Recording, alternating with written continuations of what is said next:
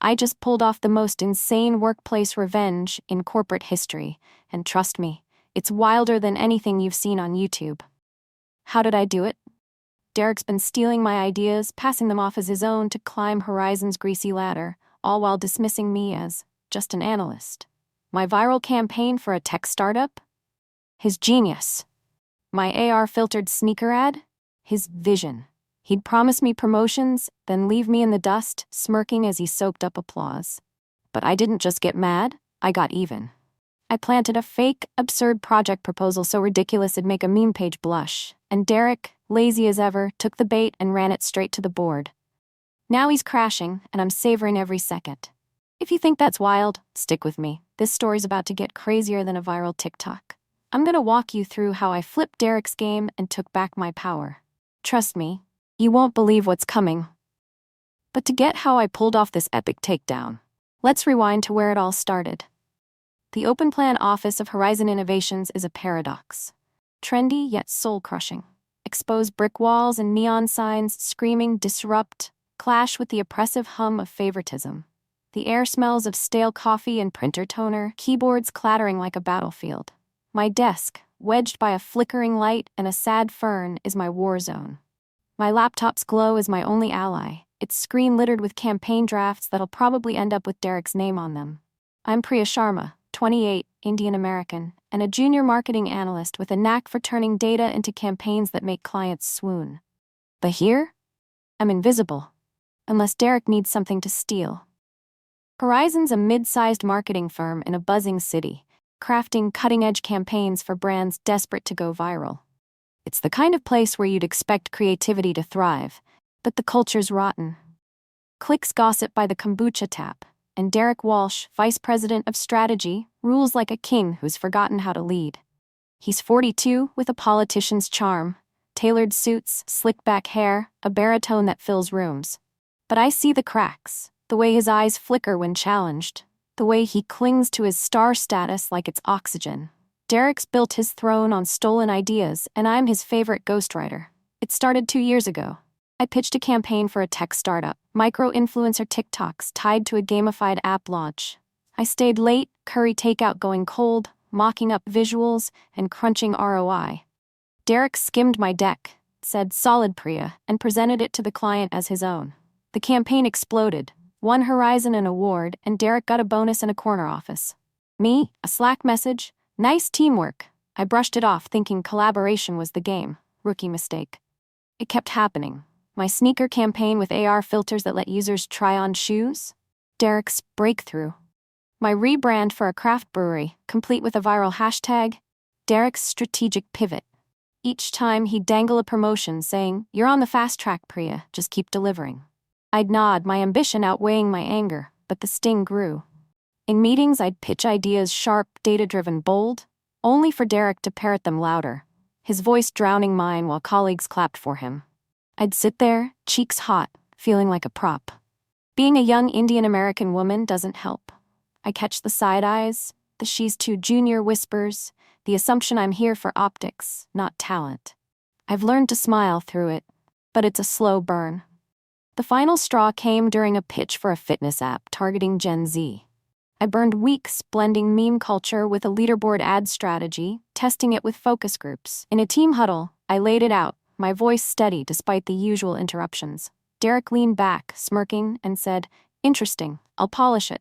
Next day, he pitched my idea to the client, word for word, while I sat in the back, muted on a video call. The client signed a 7-figure deal. Derek got a standing ovation. I got an email. "Great assist, Priya." Assist? I was the mastermind, not the water boy. I vented to Jamal, my work bestie, over vending machine coffee. Jamal's 35, a senior designer with a dry wit and a beard that screams, "I'm over this place."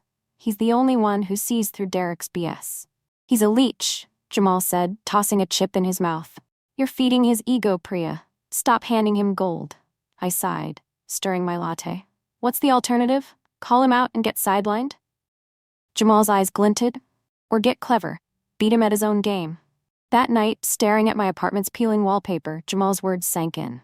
Derek wasn't just stealing my work, he was stealing my future. No promotion, no voice, no respect. I wasn't just pissed, I was done. Shouting in a meeting wouldn't fix this. It'd paint a target on my back. I needed a plan, something surgical, something that hit Derek where it hurt, his precious reputation. Then it clicked. Derek's lazy. He doesn't read proposals. He skims them, slaps his name on them, and struts into board meetings like a rock star. What if I fed him something so absurd, so flawed, he'd take it to the top and crash? The idea ignited like a spark in my brain. A fake proposal, plausible enough to fool him, but ridiculous enough to unravel under scrutiny. If I pulled this off, Derek's house of cards would collapse, and I'd be there to claim my due. The risk? Massive. If I got caught, I'd be fired, maybe blacklisted. But the reward? Exposing a fraud, reclaiming my work, and showing Horizon I'm more than just an analyst. I grabbed my laptop, my fingers tingling, and started typing. Derek, you're about to meet your match. If you're already hooked, keep reading. The plan I'm cooking up is next level, and you'll love how it unfolds. The next morning, I stride into Horizon with a fire in my chest, like I've swapped my chai for adrenaline. The office is its usual circus. Interns dodging deadlines, phones buzzing, the coffee machine hissing like it's about to mutiny. My desk feels like a command center now, my laptop humming with potential. I open a blank document and start crafting the most unhinged project proposal Horizon's ever seen. The Glitter Bomb Energy Drink Campaign. The concept's pure chaos. A fake energy drink called SparkVibe, sold in glitter-filled cans that burst with vibe, and actual sparkles because go big or go home. The pitch includes a $12 million budget for aerial sparkle drones to shower music festivals with eco-friendly glitter, a holographic influencer crew for TikTok, and a partnership with a fictional celebrity chef who infuses energy with cosmic sparkle. I lean into the absurdity, but I'm meticulous. Derek's careless, not clueless. The proposal needs to look legit: sleek slides, fake consumer data, bloated ROI charts. I spend hours perfecting it, my pulse racing, my takeout sushi untouched. This has to be a trap he can't resist. I rope in Jamal for the visuals. Over tacos at a food truck, I slide my laptop toward him, voice hushed. You down to make Derek eat glitter? He scans the proposal, eyes widening. Priya, this is deranged. Drones? Cosmic sparkle? He'll lap it up. He grins. I'm in. Let's make it so extra it hurts. Jamal crafts a deck with neon gradients, glittery fonts, and a 3D rendered can that looks like a unicorn's fever dream. We laugh, but I'm sweating. This is a tightrope walk. One misstep, and I'm done. Slipping the proposal to Derek is the hard part. He never reads my emails directly. Everything funnels through his assistant, Karen, a 30-something with a bob haircut and a devotion to Derek that's practically religious. Karen's the firewall, so I need to be sneaky. I exploit Horizon's chaos. We're in a crunch for a new client pitch, and Derek's demanding disruptive ideas by week's end. I title my fake proposal SparkVibe, Gen Z's ultimate vibe shift, and bury it in a shared drive folder labeled Team Brainstorm, mixed with real pitches. Derek's predictable. He'll grab the flashiest one without digging. To nudge him, I accidentally CC him on an email to Jamal, hyping how SparkVibe could redefine the game. Bait set. By midday, I catch Derek skimming the folder during a meeting, his eyes lingering on my file. My stomach lurches. He's biting. By evening, Karen's scheduling a review for Derek's new pitch. I nearly spill my coffee. It's working. But then, setback one. Karen corners me by the printer, her voice sharp. Priya, this SparkVibe thing, your name's on the draft, care to explain? My heart jackhammers, but I play dumb. Oh, I tossed some ideas in the drive, but Derek's leading it, right? She squints, unconvinced, but lets it go. Too close. I need to watch my back. Over the next week, I track Derek like a spy. He's strutting around, hyping his SparkVibe pitch to the team. In a strategy meeting, he projects the deck, and I bite my cheek to hide a smirk. The holographic influencer slide gets a snort from Lena, a copywriter, but Derek plows on, oblivious. This is how we dominate, he booms, chest puffed. The team's too exhausted to push back, but I see cracks. Lena whispers to me later, glitter drones? Is he high? I shrug. Guess he's feeling bold. If you think that's nuts, stick around. The real chaos is coming. Setback 2 hits like a gut punch. I overhear Mike, a chatty account manager, telling Jamal he spotted my initials in the SparkVibe file's metadata. Mike's a gossip, and if he snitches, I'm exposed. I pull Jamal into a stairwell, panic rising. What now? He thinks fast. Cover your tracks. Edit the file, swap the metadata to Derek's name. That night, I log into the shared drive, hands trembling, and replace the file with a version listing Derek as the creator. It's risky. IT could trace it, but I'm all in. My conscience nags. Am I crossing a line? This could hurt the team, not just Derek. Lena's got kids, Jamal's got bills. But then I picture Derek's smirk, his nice assist emails, the way he's crushed us all. This isn't just for me, it's for everyone he's stepped on. To tighten the trap, I plant seeds for the board to smell Derek's flop. I accidentally forward a vague email to Claire, a board member with a nose for nonsense, hinting at concerns about SparkVibe's viability from an anonymous source. Claire's a bloodhound, she'll dig. I also nudge Lena to ask Derek about the budget in a meeting, knowing he'll flub it. He does, mumbling about projections, and I catch Claire's eyes narrow. The net's closing. By the week of the board meeting, Derek's all in, rehearsing his pitch like he's headlining Coachella. I'm a wreck, barely eating, but I'm ready. If this works, Derek's toast. If it fails, I'm the one who's glitter bombed. Want to see this blow up? Keep reading. The boardroom's about to ignite. The days before the board meeting are a blur of adrenaline and dread. Horizon's office feels like a pressure cooker, the air thick with deadlines and Derek's ego. He's everywhere, huddled with Karen, tweaking his SparkVibe deck, barking at interns for coffee. I keep my head down, but my nerves are frayed. Every ping of my inbox feels like a landmine. What if Karen digs deeper? What if Mike talks? I'm playing chess with a king who doesn't know he's in check, and the stakes keep climbing. To deepen the trap, I need allies, or at least plausible deniability. I lean on Jamal, but I'm careful not to spill too much. He's already risking enough with the visuals. Over lunch, he slides me a USB with updated graphics, glittery drone mock-ups that look like they belong in a sci-fi parody. You're unhinged, he says, half laughing. This better work, Priya. I force a grin. It will.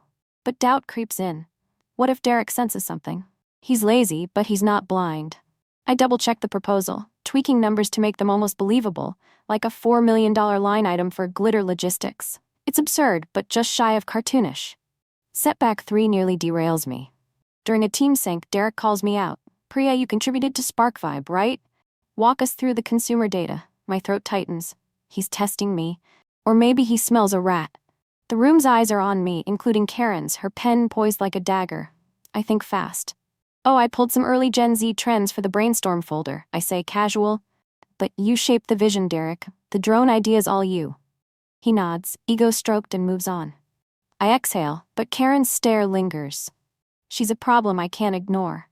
That night, alone in my apartment, the ethics hit hard. I'm sprawled on my couch, a half-eaten pizza slice staring at me. Am I the villain here?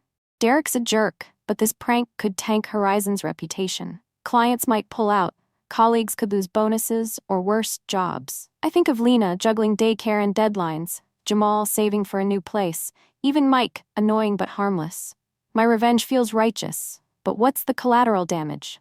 I almost scrapped the plan, my cursor hovering over the SparkVibe file. Then I remembered Derek's voice in that fitness app pitch, claiming my work, his smirk as he basked in praise. He's not just stealing, he's suffocating us all. I close my laptop. No turning back. To cover my tracks, I get bolder. I slip a printed SparkVibe slide into a stack of Derek's meeting notes, ensuring his fingerprints are all over it. I also misfile a fake email from Derek to the team, praising SparkVibe's disruptive potential, and backdate it in the server. It's a gamble. IT could flag it, but it ties the proposal to him. I feel like a spy, heart pounding with every click. If you're wondering how deep this rabbit hole goes, stick with me. It's about to get wilder. The final piece is ensuring the board's ready to pounce. Claire's already suspicious, thanks to my anonymous tip, but I need more. I overhear Susan, another board member, grumbling about Derek's flashy but flimsy pitches. Perfect. During a coffee run, I accidentally bump into her and drop a casual line. Heard Derek's new pitch is out there. Hope it's vetted. She raises an eyebrow, intrigued. Seed planted. I also nudge Lena to ask Derek about SparkVibe's ROI in a public Slack channel. He responds with vague buzzwords, and I see Claire react with a frown emoji. The trap's set, and Derek's walking right into it. By the eve of the board meeting, Derek's riding high, oblivious. He's in his office, practicing his pitch, gesturing like a TED Talk guru. I'm a mess, barely sleeping, my stomach in knots. But I'm ready. This is my shot to take back what's mine. If you want to see Derek's empire crumble, don't miss what's next. The climax is worth it. The boardroom's a glass cage, all sleek lines and city views, but it feels like a coliseum. I'm in the back, clutching a notepad, pretending to jot minutes while my heart's doing somersaults. Derek's at the front, projector whirring, his SparkVibe deck splashed across the screen. The board's here. 8 execs, including Claire, who's watching like a hawk, and Susan, who's already tapping her pen impatiently. My fake proposal's about to face judgment, and I'm a cocktail of dread, thrill, and vindication. This is it. Go time. Derek dives in, his voice dripping confidence. SparkVibe is Gen Z's new obsession, he declares, clicking to a slide of a glitter-bursting can. We're redefining energy drinks with immersive disruption, drones, holograms, a chef with cosmic flair. The board's silent, but I catch Claire's lips twitch. I grip my pen, barely breathing. Derek's in his element, rhapsodizing about sparkle logistics like it's the moon landing. Then the cracks appear. Tom, a gruff board member, leans forward. Drones? What's the cost breakdown? Derek flips to my rig budget slide, $12 million, half for aerial sparkle deployment. He stammers, it's bold, but the ROI's transformative. Tom scoffs, $12 million for glitter? Where's the feasibility study? The room shifts. Susan laughs, sharp and cutting. Holographic influencers? Derek, is this a prank? Derek's sweating now, his charm fraying. He fumbles through slides, mumbling about market signals, but my trap's working. The metrics are gibberish, the logistics laughable, and the board's circling. I strike. Raising my hand, I keep my tone curious, almost sweet. Derek, quick question. How'd you validate SparkVibe's data? It's ambitious, but... I trail off, all innocence. The room swivels to him. Derek's eyes lock on me, a flash of panic. It's team approved, he mutters. Claire pounces, holding up her tablet with my anonymous email. Approved by whom? I got a tip this pitch is shaky. Did you even review it? Derek's speechless, his face a mask of flop sweat. The board erupts. Tom demands the source files. Susan calls it a circus. I stay quiet, my heart soaring. It's unraveling exactly as planned. Jamal seals it. He's been silent, but now he speaks up. Priya, didn't you say SparkVibe was a team brainstorm? Maybe you can clarify. He's tossing me the alley-oop, and I dunk it. Oh, I dropped some ideas in the shared drive, I say, shrugging. But Derek owned it. I figured he'd vetted it. The lie's smooth, and it lands like a missile. Claire turns to Derek. So you didn't even create this? You just grabbed it and ran? Derek's mute, his empire in ashes. The meeting ends with Claire ordering a full audit of Derek's pitches. By the next day, he's demoted to a junior role, his corner office reassigned to a new VP. The board digs into the shared drive, finds my real campaigns, sneakers, brewery, fitness app, and traces them to me. In a private meeting, Claire leans forward. Priya, your work's been carrying this team. Why stay quiet? I smile, humble. Just doing my part. She nods. Not anymore. You're our new strategy lead. Horizon shifts. Without Derek's shadow, the office breathes. Lena pitches a campaign that gets greenlit. Jamal's designs get the spotlight. Even Karen, humbled, admits she got caught up in Derek's hype. It's not utopia. Politics linger, but it's fairer. Credit flows to those who earn it. I'm not invisible anymore. Colleagues stop by my new desk, asking for input, respecting my voice. I've reclaimed my spark. Late at night, in my apartment, I stare out at the city's glow. Was I wrong to deceive? Maybe. Derek built his castle on lies, and I just lit the fuse. But I'm no villain, I'm a fighter. I took a risk and won, not just for me, but for everyone Derek silenced. Horizon's better now, and so am I. If you loved this ride, there's more where that came from. Stay tuned for what's next.